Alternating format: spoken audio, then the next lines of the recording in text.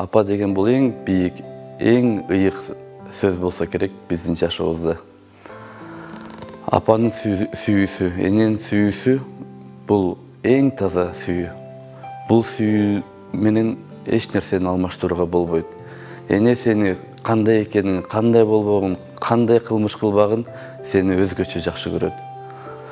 Эч качан ал сүйүүгө алмаштырбайт. Эне үчүн сен жалгызсың. Эне сен кара болосуң, ак болосуң. Туура иш кылдың, туура иш кылбадың, сени ар дайым мактайт. Эне сени бийик көрөт.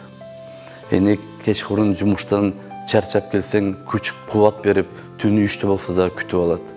Менин апам Ашымова Алима. Менин апам эң боорукер, эң таза, эң сулуу адам.